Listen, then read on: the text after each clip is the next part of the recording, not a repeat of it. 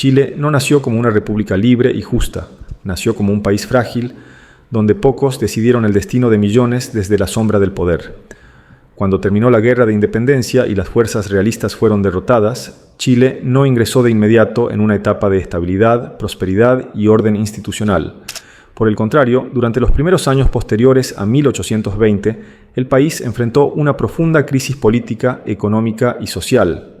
Las antiguas estructuras coloniales habían colapsado, pero aún no existía un sistema sólido capaz de reemplazarlas. El Estado era débil, las finanzas públicas estaban deterioradas, las luchas entre facciones eran constantes y la población vivía mayoritariamente en condiciones precarias.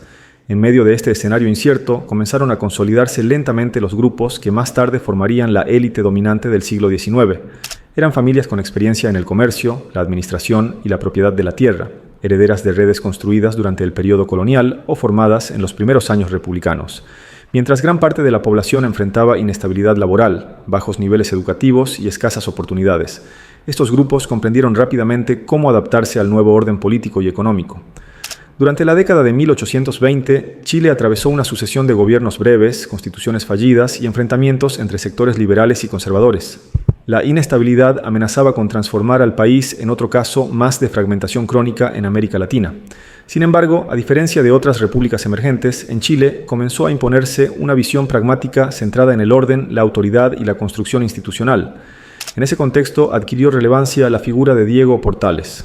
Comerciante y luego ministro, Portales entendió que sin un Estado fuerte no podía existir desarrollo económico ni estabilidad política. Su pensamiento no se basaba en ideales abstractos, sino en la necesidad concreta de asegurar gobernabilidad, disciplina administrativa y respeto por las instituciones.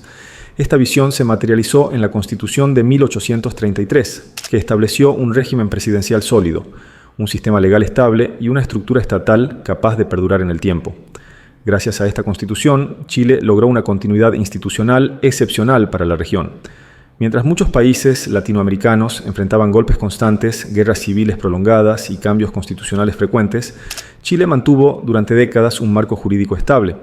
Esta estabilidad permitió el desarrollo del comercio, la atracción de inversiones, la consolidación del sistema financiero y la planificación de políticas públicas de largo plazo. En términos comparativos, el país alcanzó una gobernabilidad envidiable a nivel continental. Este modelo no surgió de manera espontánea. Fue el resultado de acuerdos entre políticos, comerciantes, terratenientes y militares que entendieron que la estabilidad beneficiaba tanto al Estado como a sus propios intereses. La República se organizó como un sistema donde el orden, la legalidad y la protección de la propiedad privada eran pilares fundamentales. Bajo este esquema se sentaron las bases para la construcción de caminos, puertos, servicios públicos, sistemas administrativos y redes comerciales. Durante este periodo, la élite desempeñó un papel clave en la modernización del país. Invirtió en infraestructura, impulsó la educación superior, promovió la creación de bancos, financió obras públicas y facilitó la integración de Chile al mercado internacional. Muchos de los primeros ferrocarriles, puertos, edificios públicos y proyectos industriales fueron posibles gracias al capital acumulado por estas familias y a su estrecha relación con el Estado. Paralelamente, comenzó a consolidarse una economía orientada a la exportación. La producción agrícola, la minería y el comercio marítimo generaron importantes ingresos. Las grandes haciendas se expandieron, los centros urbanos crecieron y Valparaíso se transformó en uno de los principales puertos del Pacífico Sur. Este crecimiento permitió al Estado financiar su funcionamiento, fortalecer sus instituciones y proyectar una imagen de orden y solvencia. Sin embargo, este desarrollo no fue equitativo. La concentración de la tierra y del capital limitó las oportunidades de amplios sectores sociales. En el campo, muchos campesinos quedaron sujetos a relaciones laborales dependientes. En las ciudades, el crecimiento urbano no siempre fue acompañado por mejoras en vivienda, salud o condiciones de trabajo. La estabilidad política coexistía con profundas desigualdades sociales. La relación entre Estado y élite fue, desde sus orígenes, estrecha y constante. Muchos ministros, parlamentarios, diplomáticos y altos funcionarios provenían directamente de estas familias o estaban vinculados a ellas por lazos económicos y matrimoniales. Esta cercanía facilitó la coordinación entre intereses privados y políticas públicas, permitiendo una gestión eficiente en algunos ámbitos, pero también generando espacios de privilegio y exclusión. A mediados del siglo XIX, Chile ya había configurado un sistema donde una minoría concentraba poder económico, influencia política y prestigio social. Esta oligarquía no solo dominaba la producción y el comercio, sino también los espacios simbólicos del país, desde la educación hasta la cultura. Al mismo tiempo, la mayoría de la población permanecía al margen de las decisiones fundamentales. Fue en este contexto donde comenzaron a destacarse las grandes familias que marcarían el rumbo nacional durante generaciones. A través de inversiones estratégicas, alianzas políticas y participación directa en el gobierno, transformaron su riqueza en poder duradero. Comprender su origen, su consolidación y su relación con el Estado es esencial para entender cómo Chile logró estabilidad y crecimiento, pero también cómo se construyó una estructura social profundamente desigual. Durante la segunda mitad del siglo XIX, el sistema político e institucional, construido en las décadas anteriores, comenzó a mostrar plenamente sus efectos.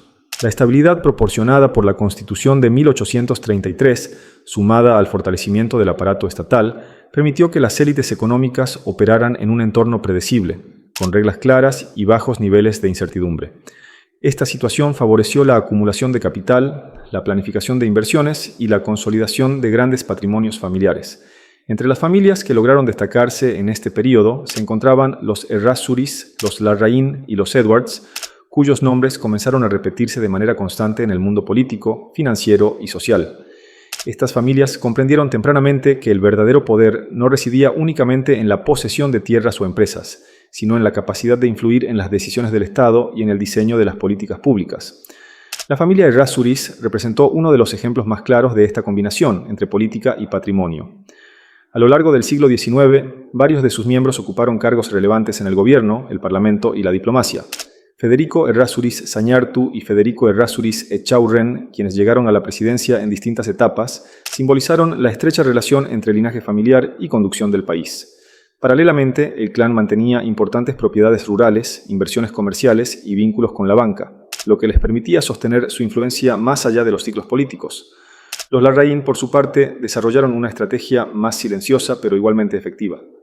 A través de matrimonios estratégicos, alianzas con otros linajes influyentes y participación en directorios empresariales, construyeron una extensa red de poder que atravesaba distintas esferas sociales. Su presencia era constante en el Congreso, en instituciones religiosas, en sociedades comerciales y en círculos intelectuales. Más que ejercer el poder de manera visible, lo administraban desde espacios discretos, actuando como mediadores y articuladores de intereses. La familia Edwards se consolidó principalmente en el ámbito financiero y comercial. Desde mediados del siglo XIX desarrollaron actividades bancarias, comerciales y de importación y exportación que les permitieron acumular una considerable fortuna. El Banco Edwards se transformó en una institución clave para el financiamiento de empresas, obras públicas y proyectos privados. A través del crédito, esta familia ejerció una influencia decisiva sobre el desarrollo económico del país, facilitando inversiones, pero también condicionando el acceso al capital. El crecimiento de estas fortunas fue posible gracias a la integración de Chile en los mercados internacionales. El país se convirtió en un proveedor relevante de materias primas, especialmente trigo, plata, cobre y otros minerales. Los ingresos provenientes del comercio exterior fortalecieron tanto al Estado como a los grupos privados vinculados a la exportación. Puertos, almacenes, navieras y casas comerciales pasaron a estar controlados por un reducido número de familias. En este proceso, la propiedad de la tierra siguió siendo un factor central. Grandes haciendas se extendían desde el Valle Central hasta el sur del país, concentrando miles de hectáreas en pocas manos. Estas propiedades no solo generaban ingresos agrícolas, sino que también otorgaban poder político local. Los grandes propietarios influían en elecciones, nombramientos y decisiones administrativas, convirtiéndose en autoridades de facto en amplias zonas rurales. Al mismo tiempo, estas familias participaron activamente en la construcción material del país. Muchos proyectos que hoy forman parte del patrimonio histórico de Chile fueron posibles gracias a su aporte económico directo o indirecto. Sin embargo, el crecimiento económico no se tradujo automáticamente en bienestar generalizado. La expansión agrícola se basó en gran medida en el trabajo mal remunerado de inquilinos y peones. En las ciudades, el aumento del comercio y la actividad portuaria atrajo a miles de trabajadores que se asentaron en barrios precarios. La modernización avanzaba, pero de forma desigual. En el plano político, el dominio de estas familias se reflejaba en la composición del Congreso y del gabinete. Las decisiones sobre impuestos, aranceles, concesiones y contratos públicos solían favorecer a los sectores exportadores, bancarios y terratenientes. La participación popular seguía siendo limitada y el sistema electoral beneficiaba a quienes contaban con recursos económicos y redes sociales consolidadas. A pesar de estas desigualdades, el período también estuvo marcado por una creciente profesionalización del Estado. Se fortalecieron los ministerios, se organizaron servicios públicos y se establecieron mecanismos administrativos más eficientes.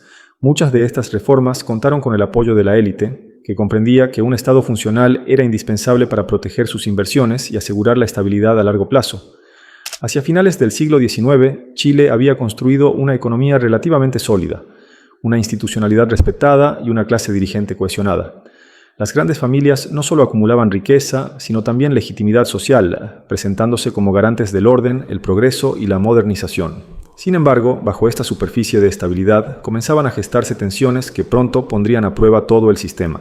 En las últimas décadas del siglo XIX, Chile ingresó en una nueva etapa de desarrollo marcada por la expansión industrial, la diversificación productiva y el surgimiento de sectores económicos que transformarían profundamente la estructura del país. Si en las décadas anteriores el poder se había concentrado principalmente en la tierra, el comercio y la banca, ahora comenzaban a adquirir protagonismo la minería del carbón, la industria manufacturera, el transporte y los servicios asociados a la modernización. En este contexto destacaron con fuerza familias como los Cousiño, los Subercaseaux y los Mate, cuyos proyectos empresariales reflejaron una nueva forma de entender la riqueza y el progreso.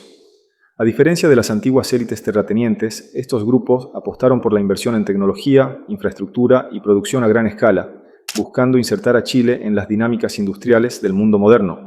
La familia Cousiño se convirtió en uno de los símbolos más visibles de esta transformación. A través de la explotación del carbón en Lota y Coronel, desarrollaron uno de los complejos industriales más importantes de Sudamérica. Bajo la conducción de Luis Cousiño y posteriormente de Isidora Goyenechea, se construyeron minas, ferrocarriles, puertos, viviendas para trabajadores, hospitales y centros educativos.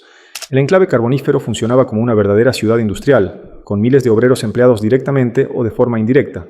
Las utilidades generadas por este negocio permitieron a la familia acumular una de las mayores fortunas del país, reflejada en inversiones urbanas, palacios, empresas navieras y proyectos agrícolas. Los Subercaseaux, por su parte, combinaron actividades financieras, industriales y culturales.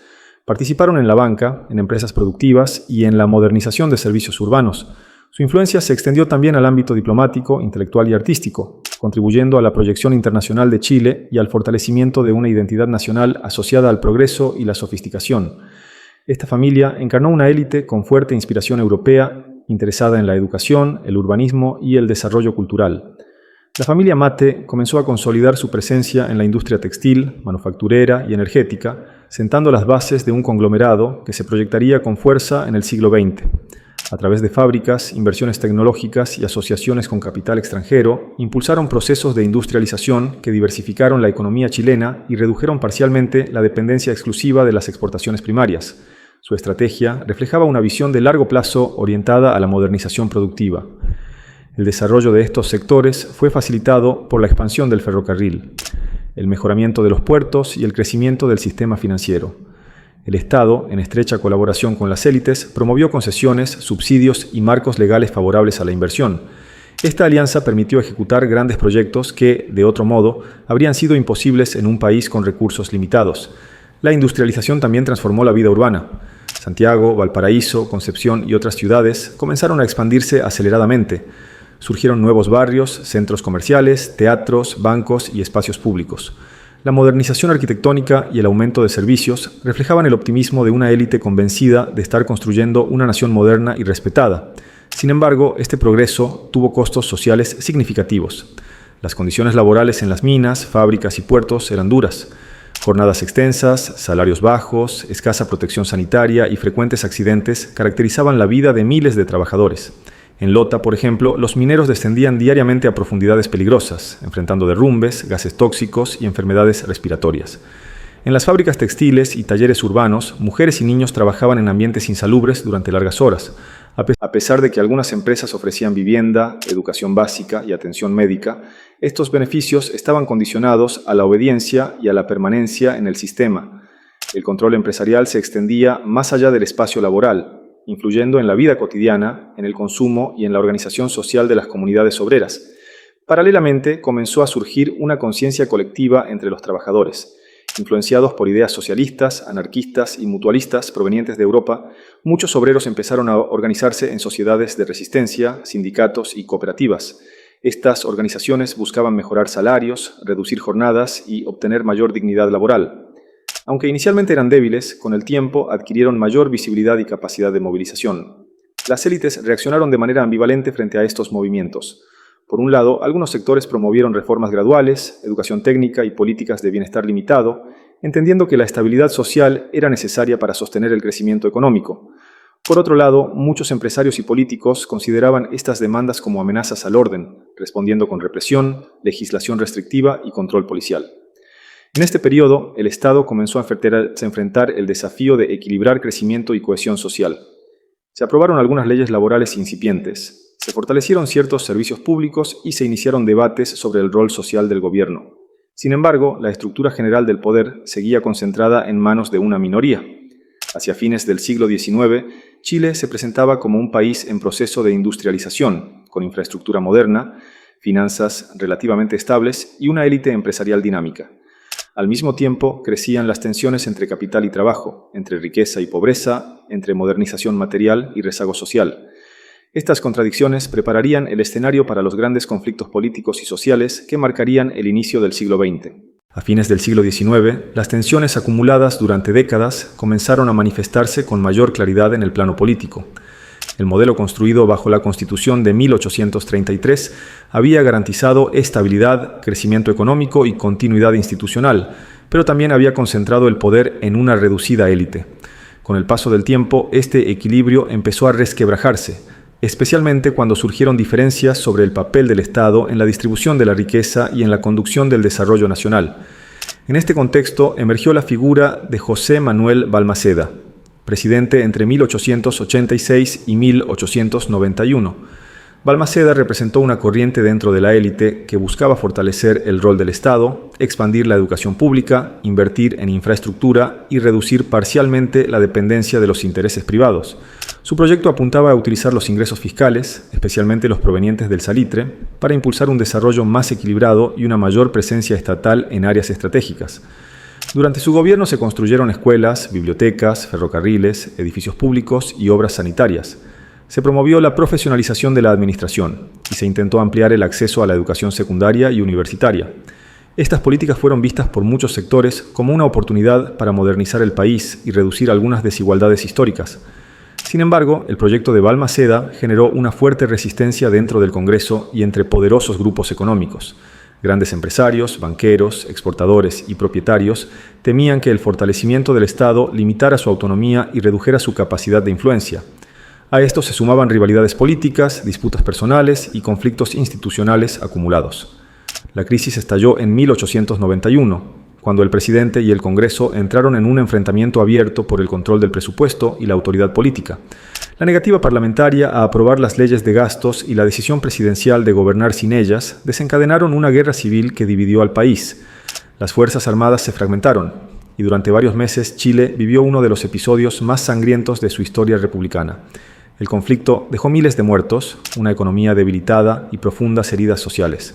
Finalmente, las fuerzas congresistas, apoyadas por sectores empresariales y financieros, lograron imponerse. Balmaceda fue derrotado, se refugió en una embajada y terminó quitándose la vida. Su caída marcó el fin de una etapa y el inicio de un nuevo periodo político. Tras la guerra civil, se instauró el llamado régimen parlamentario, que se extendió aproximadamente hasta 1920. Aunque formalmente seguía vigente la Constitución de 1833, en la práctica el poder pasó a estar controlado por el Congreso y por los partidos dominados por la élite. Los presidentes quedaron debilitados, los gabinetes cambiaban constantemente y las decisiones se negociaban entre grupos reducidos. Este sistema favoreció a las grandes familias y a los grupos económicos consolidados. A través de alianzas políticas, financiamiento de campañas y control de medios de comunicación, lograron mantener su influencia sobre el Estado. Las políticas públicas continuaron orientadas a proteger la exportación, la banca y la propiedad privada, mientras las reformas sociales avanzaban lentamente. Durante este periodo, el auge del salitre generó enormes ingresos para el país. Empresas nacionales y extranjeras explotaron los yacimientos del norte, enriqueciendo a intermediarios, comerciantes y financistas. Una parte de estas ganancias fue utilizada para financiar obras públicas y servicios estatales, pero otra parte significativa quedó concentrada en manos privadas. La dependencia del salitre también volvió vulnerable a la economía frente a los cambios del mercado internacional. Paralelamente, los conflictos sociales se intensificaron. Las huelgas se multiplicaron en las minas, los puertos y las fábricas. La demanda por mejores condiciones laborales, salarios dignos y reconocimiento sindical se volvió cada vez más fuerte. En muchas ocasiones, el Estado respondió con represión, como ocurrió en diversas masacres obreras a comienzos del siglo XX, reflejando los límites del sistema para canalizar pacíficamente el descontento. A pesar de estas tensiones, el período parlamentario también fue escenario de avances institucionales. Se ampliaron algunos servicios públicos, se fortaleció el sistema educacional y se consolidaron ciertas prácticas administrativas. La élite continuó desempeñando un papel central en la gestión del país, promoviendo estabilidad macroeconómica y manteniendo la inserción internacional de Chile.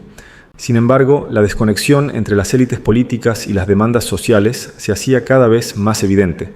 La corrupción, el clientelismo y el inmovilismo legislativo debilitaban la legitimidad del sistema. Para muchos ciudadanos, la República parecía funcionar principalmente en beneficio de unos pocos, mientras las mayorías quedaban excluidas de la toma de decisiones. Hacia comienzos del siglo XX, el modelo oligárquico mostraba signos claros de agotamiento. Las nuevas generaciones, los sectores medios emergentes y el movimiento obrero comenzaban a cuestionar abiertamente el orden establecido. La estabilidad lograda durante décadas empezaba a ser percibida como insuficiente frente a las crecientes demandas de participación, justicia social y modernización política. Este escenario abriría paso a transformaciones profundas que modificarían gradualmente el equilibrio de poder construido durante el siglo XIX y obligarían a las élites tradicionales a adaptarse a una nueva realidad. El agotamiento progresivo del régimen parlamentario y del modelo oligárquico abrió paso, a partir de la década de 1920, a una etapa de profundas transformaciones políticas, sociales y económicas en Chile. La elección de Arturo Alessandri en 1920 simbolizó el ascenso de nuevos sectores sociales, especialmente de las clases medias urbanas y de una parte del movimiento obrero, que exigían mayor participación, reformas institucionales y un Estado más activo en la vida nacional. Alessandri representó una ruptura parcial con la política tradicional dominada por las grandes familias. Su discurso apelaba directamente a los trabajadores, a los empleados públicos y a los pequeños comerciantes, denunciando los privilegios de la oligarquía y la lentitud del Congreso.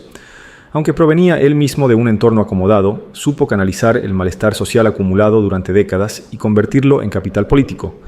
Durante su primer gobierno se impulsaron reformas laborales, se discutieron leyes de protección al trabajador y se promovió una mayor intervención estatal en áreas estratégicas. Sin embargo, estas iniciativas enfrentaron una fuerte resistencia por parte de sectores conservadores y empresariales, temerosos de perder influencia. La tensión entre el Ejecutivo, el Congreso y las Fuerzas Armadas derivó en una etapa de inestabilidad que culminó con los movimientos militares de 1924 y 1925. Estos acontecimientos condujeron a la promulgación de la Constitución de 1925, que reemplazó definitivamente el régimen parlamentario por un sistema presidencial más equilibrado. Esta nueva Carta Fundamental fortaleció al Ejecutivo, estableció la separación entre Iglesia y Estado y reconoció ciertos derechos sociales. Aunque no eliminó el poder económico de las élites, sí modificó las reglas del juego político y abrió espacios para una mayor participación. Durante las décadas siguientes, el Estado comenzó a asumir un rol más activo en la economía y en la protección social. Se crearon instituciones destinadas a regular el trabajo, fomentar la industria y planificar el desarrollo. La crisis económica mundial de 1929 golpeó duramente a Chile, especialmente por su dependencia del salitre, lo que evidenció las debilidades estructurales del modelo exportador tradicional. Frente a este escenario, surgió una nueva estrategia basada en la industrialización por sustitución de importaciones. El Estado impulsó la creación de empresas públicas, fomentó la producción nacional y promovió la diversificación económica. La fundación de la Corporación de Fomento de la Producción en 1939 simbolizó este cambio de orientación, marcando el inicio de una etapa en la que el desarrollo ya no dependía exclusivamente de la iniciativa privada. Las élites tradicionales no desaparecieron en este proceso. Muchas familias lograron adaptarse a los nuevos tiempos, invirtiendo en industrias, bancos, servicios y empresas modernas. Algunas se integraron al aparato estatal, participando en directorios, asesorías técnicas y proyectos públicos. Otras perdieron protagonismo progresivamente, incapaces de ajustarse a un contexto más regulado y competitivo. Durante los gobiernos del Frente Popular en las décadas de 1930 y 1940, se fortalecieron las políticas sociales, se amplió la educación pública y se promovió el desarrollo científico y tecnológico. Estas medidas contribuyeron a mejorar gradualmente las condiciones de vida de amplios sectores, aunque sin eliminar completamente las desigualdades históricas. Durante los gobiernos del Frente Popular en las décadas de 1930 y 1940, se fortalecieron las políticas sociales, se amplió la educación pública y se promovió el desarrollo científico y tecnológico. Estas medidas contribuyeron a mejorar gradualmente las condiciones de vida de amplios sectores, aunque sin eliminar completamente las desigualdades históricas. Al mismo tiempo, se consolidó una nueva élite vinculada a la burocracia estatal, a los partidos políticos y a la tecnocracia emergente. Ingenieros, economistas, abogados y administradores comenzaron a desempeñar un papel central en la gestión pública y privada. El poder ya no dependía exclusivamente del apellido o de la herencia, sino también de la formación profesional y de la capacidad técnica.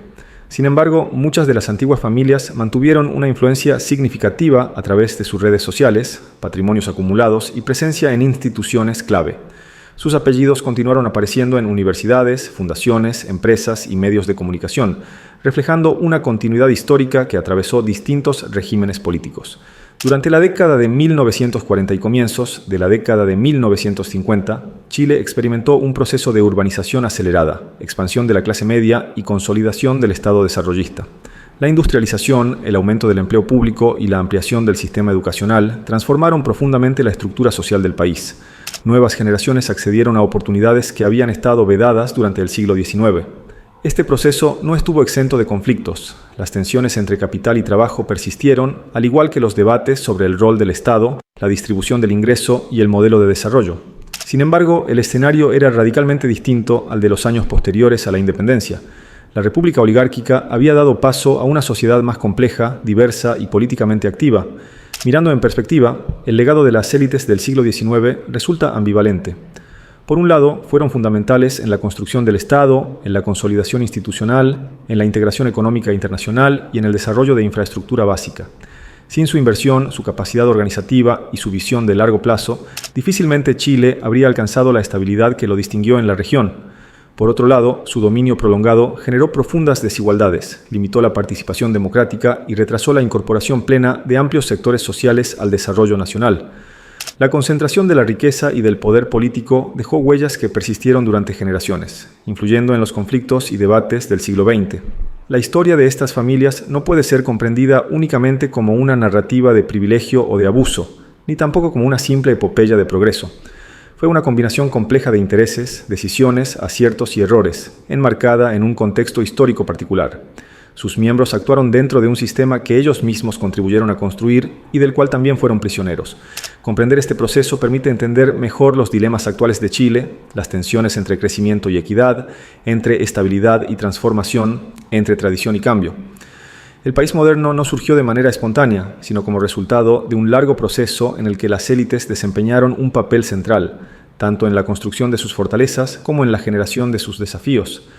El Chile del siglo XXI hereda así una historia marcada por la búsqueda permanente de equilibrio entre orden y justicia, entre desarrollo económico y cohesión social, entre poder concentrado y aspiraciones democráticas. Analizar el pasado de estas familias no es un ejercicio de nostalgia ni de condena, sino una herramienta para comprender cómo se formó el país y cómo puede proyectarse hacia el futuro. Y así termina esta historia de poder, riqueza y decisiones que marcaron a Chile para siempre.